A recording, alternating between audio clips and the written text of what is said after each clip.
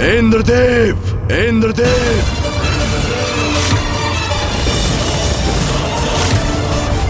इंद्रदेव, अभी यहां लौटिए, इसी क्षण।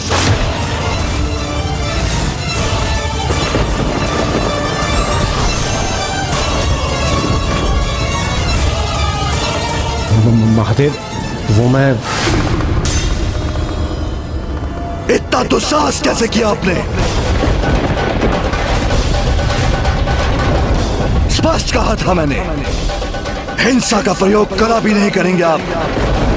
तब आपने किस अधिकार से राजा दिवोदास पर आक्रमण करने का दुस्साहस किया? महादेव, मुझसे बहुत बड़ी भूल हुई है। वो मैं बस, बस।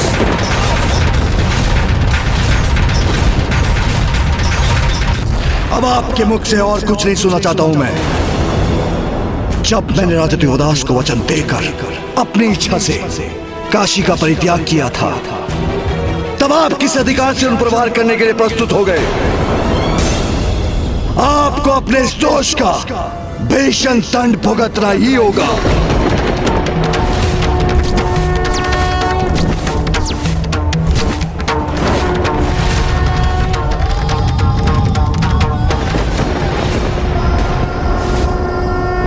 पिताश्री का तीसरा नेत्र खुल रहा है। यदि उन्होंने अपनी क्रोधाग्नि को इंद्रदेव पर केंद्रित कर दिया तो अनर्थ हो जाएगा।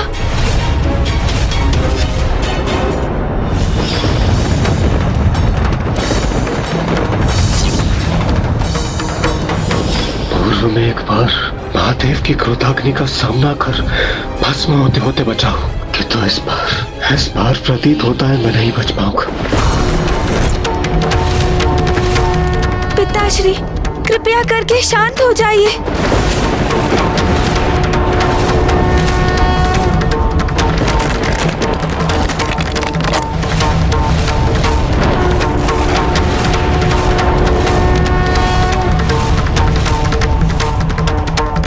शांत नहीं हो रहे हैं पिताश्री। उनका क्रोध तो और भी बढ़ता जा रहा है। मामा जी, फूफा जी, आप ही पिताश्री की क्रोधाग्नि को शांत करने में सहायता करें।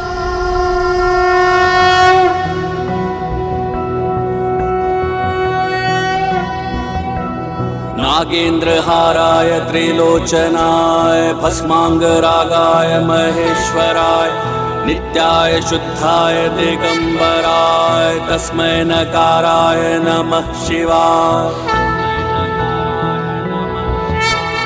मंदाकिनी सलिल चंदन चर्चिताय नंदीश्वर प्रमथनाथ महेश्वराय मंदार पुष्प बहु पुष्प सुपूजिताय तस्मै मकाराय नमः शिवाय।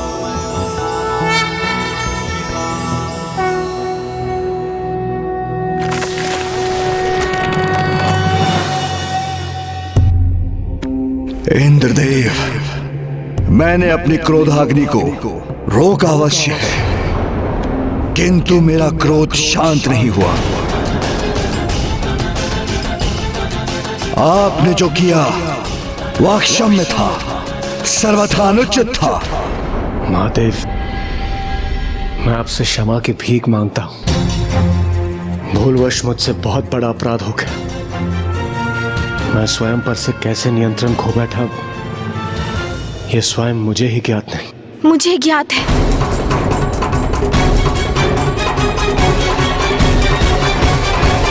पिताश्री, इंद्रदेव ने जो भी किया वो क्षम्य तो नहीं, किंतु वो स्वयं पर नियंत्रण क्यों खो बैठे, उसका कारण ज्ञात है मुझे। ऐसा क्या कारण हो सकता है गणेश कि इंद्रदेव परिणाम का विचार किए बिना मेरे आदेश का उल्लंघन करने के लिए प्रेरित हो गए? उनकी असुरक्षा का भाव पिताश्री।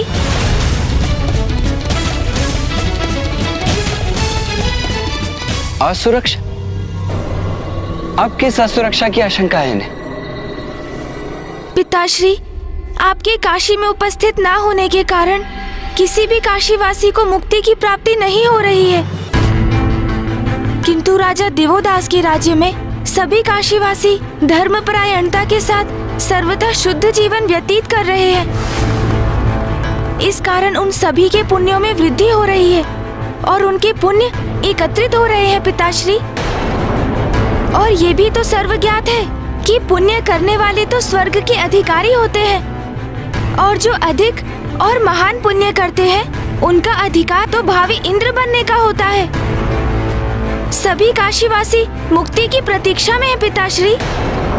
उनके इतने पुण्य संग्रहित हो चुके हैं कि वो स्वयं स्वर्ग पहुंचकर बिना किसी अवरोध के इंद्र होने का अधिकार प्राप्त कर सकते हैं।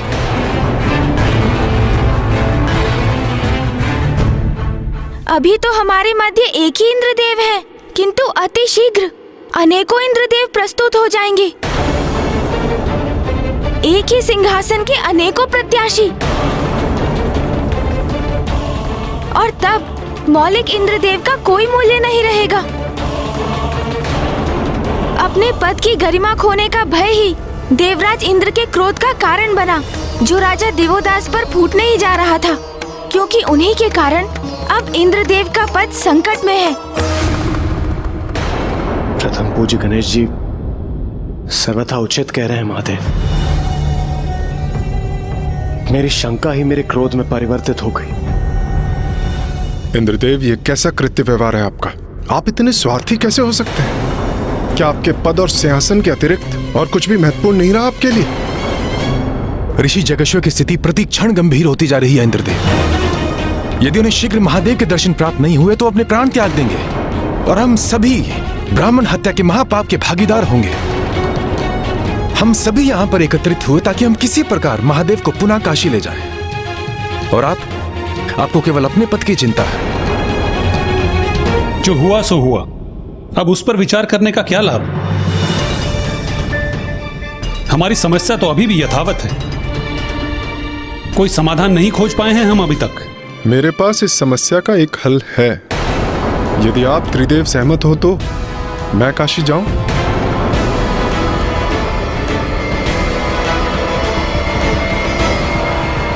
नहीं, नहीं।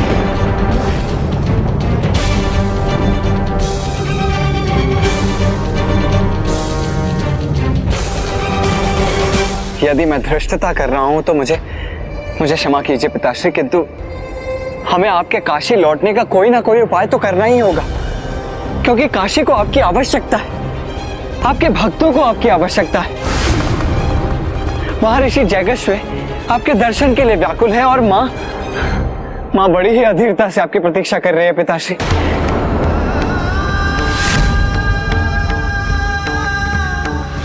मैं भी तुमसे भेंट करने के लिए अति व्याकुल हूं मां। यदि धर्म और कर्तव्य से ना बंधा होता तो इसी क्षण तुम्हारे पास लौटा था।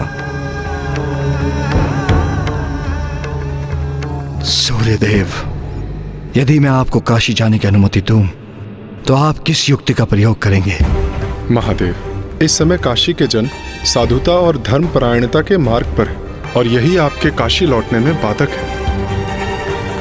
क्योंकि जब तक वहां सदा धर्म का पालन होता रहेगा, वहां की यथा स्थिति में किसी भी परिवर्तन की कोई आवश्यकता नहीं होगी। फिर आपका क्या सुझाव है सूर्यदेव? प्रथम पूज्य गणेश जी, काशी की प्रजा कितनी भी धर्मनिष्ठ क्यों ना हो, किंतु वहां कभी भी धर्म का उल्लंघन ना हो, ऐसा कैसे संभव है? कभी ना कभी किसी ना किसी से कोई भूल तो होती होगी। बस हमें उसी भूल का संधान करना है। भूल का संधान करना होगा हमें? हाँ महादेव, उसी भूल को आधार बनाकर हम राजा दिवोदास के शासन पर प्रश्न चिन्ह लगाकर उसे समाप्त कर सकते हैं। महादेव, मैं सूर्यदेव के सुझाव से सहमत हूं। काशी में आपके भक्तों की शांति के लिए, सृष्टि के उद्धार के लिए, और आपके और देवी आदिशक्ति के संयोग के लिए केवल यही एक उपाय शेष है हमारे पास। और सूर्यदेव तो त्रिकालदर्शी हैं। यदि काशी में कोई अपने धर्म पथ से विमुख भी हुआ तो उन्हें अवश्य ज्ञात हो जाएगा, क्योंकि सूर्य सृष्टि के कण कण में विद्यमान है, और उनकी किरणों से तो कोई भी अछूता नहीं रहा।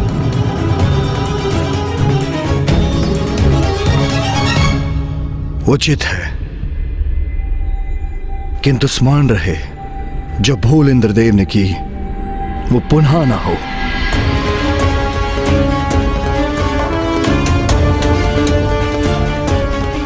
महादेव, मुझ पर विश्वास कीजिए।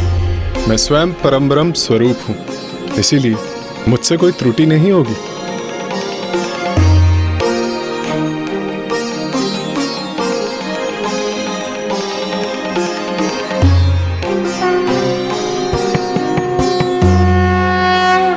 सूर्यदेव, अब तो सब आपके ही हाथों में है।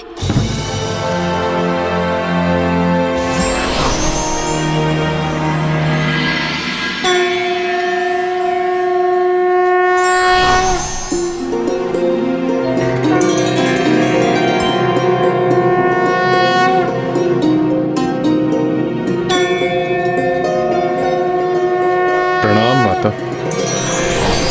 प्रणाम सूर्यदेव। आप यहाँ मेरे स्वामी किस अवस्था में?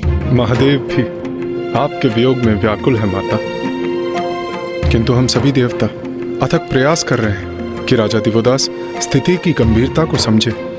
मैं उसी प्रयोजन से यहाँ आया हूँ। हाँ सूर्यदेव, स्वामी के भक्तों को यहाँ काशी में उनकी आवश्यकता है।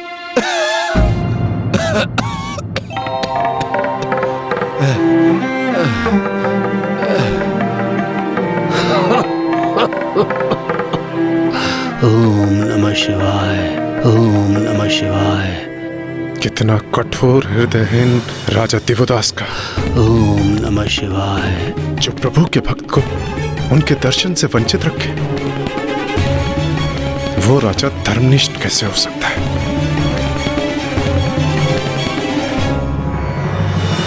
माता, ये मेरा दृढ़ निश्चय है।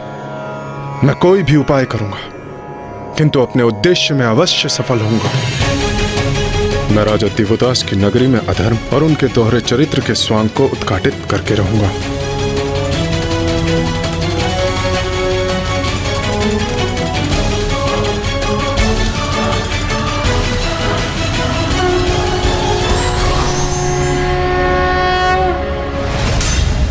नहीं, कहीं सूर्यदेव भी क्रोधावेश में अपना नियंत्रण ना खो बैठे।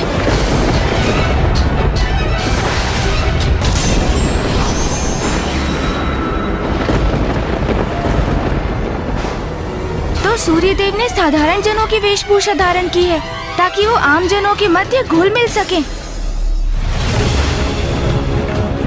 कुछ नहीं छिपेगा मेरी दृष्टि से। यहाँ के कण कण के प्रत्येक क्रियाकलाप पर अपनी दृष्टि बनाकर रखूंगा मैं, और मुझे विश्वास है शीघ्र ही तुम्हारे इस धर्मोचित राज्य में कोई ना कोई त्रुटि तो अवश्य ढूंढ लूंगा। तुम बस प्रतीक्षा करो।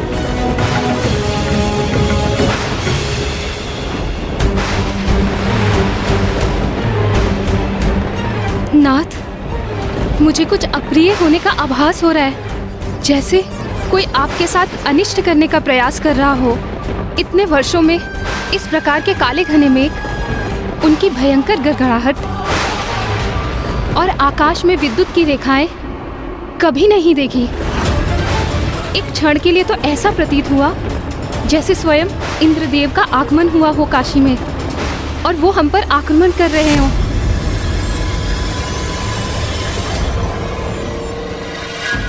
आप चिंता क्यों करती हैं देवी सरला?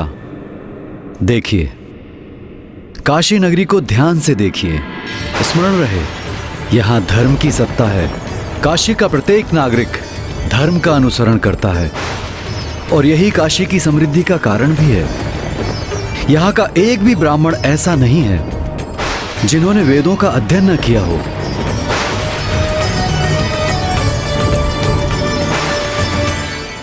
जो भी हो, जैसे भी हो, दोषहीन प्रतीत होने वाली इस काशी में कोई ना कोई खोट तो अवश्य ढूंढ लूंगा।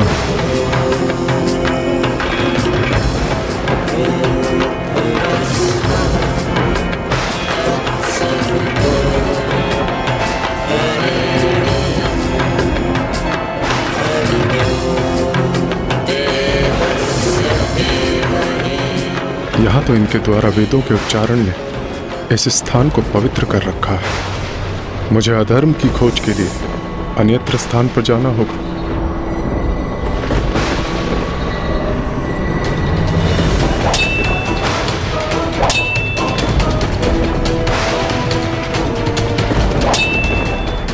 ये तो दो खड़कों के आपस में टकराने की ध्वनि है। अवश्य कोई युद्ध कर रहा है काशी में।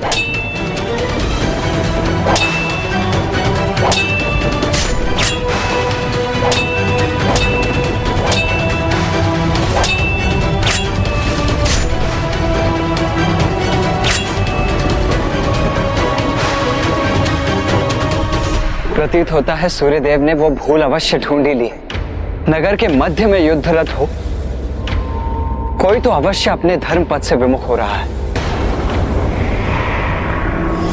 अर्थात राजा दिवोदास के राज्य में धर्म की सत्ता और सुव्यवस्था कहीं तो अवश्य भंग हो रही है।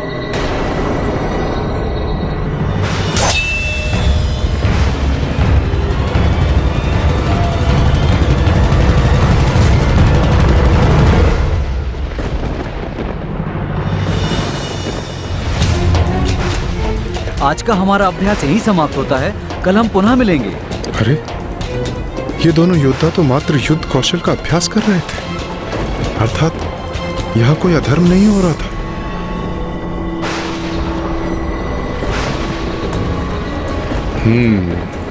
क्रय विक्रय स्थल, अर्थात यहाँ कपट की सर्वाधिक संभावना है।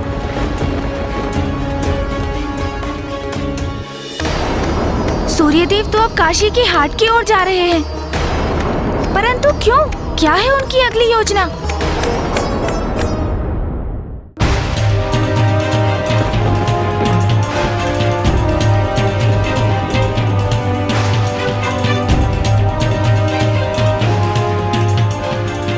ये आपके रुद्राक्ष 2 स्वर्ण मुद्राएं। उचित है। मेरी पत्नी पूजा के लिए इनकी माला बनाने के लिए बहुत इच्छुक है। मैं अन्य सभी कार्य समाप्त कर आता हूँ, फिर इन रुद्राक्ष मनकाओं को मैं ले जाऊंगा, तभी मैं इनका भुगतान भी कर दूंगा। जी, जैसा आप चाहें। जी धन्यवाद।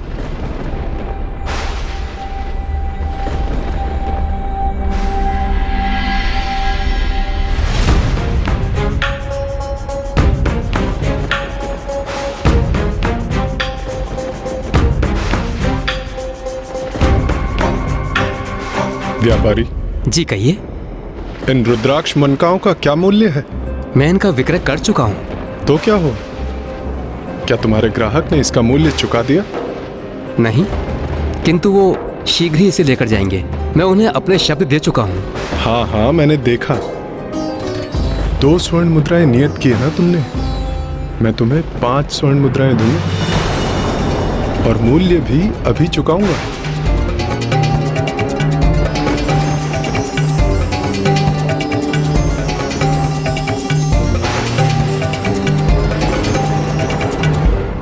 सूर्यदेव, आप वहाँ रुद्राक्ष का व्यापार क्यों कर रहे हैं?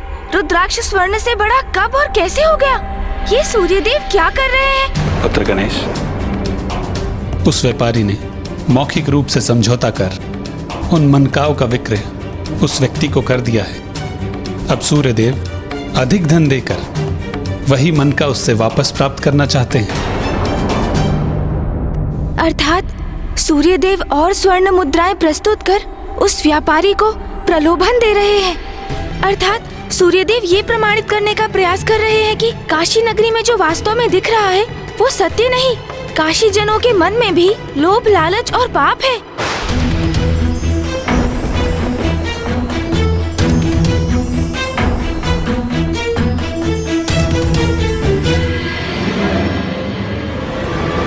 मुझे क्षमा करें, मैं इनका विक्रय आपको नहीं कर सकता। यदि मैं आपसे मनकाओं के मूल्य से अधिक स्वर्ण मुद्रा लेता हूं तो आपको छलूंगा, और यदि उस ग्राहक को दिए हुए शब्दों का मैंने मान नहीं रखा तो उसके साथ भी छल करूंगा। यहां महाराज दिवोदास के राज्य में कोई छलावा नहीं करते।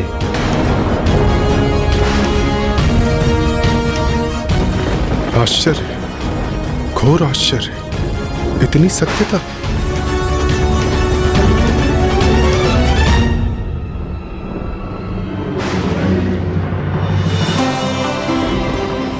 मेरे राज्य में कोई भी वैश्य, कोई भी व्यापारी ऐसा नहीं है जो अपने आर्थिक लाभ के लिए ग्राहकों को छलता हो।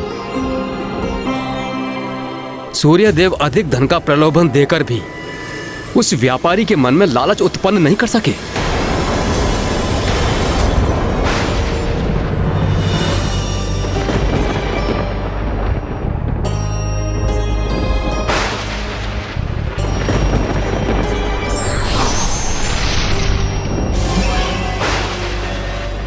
ब्राह्मण देव,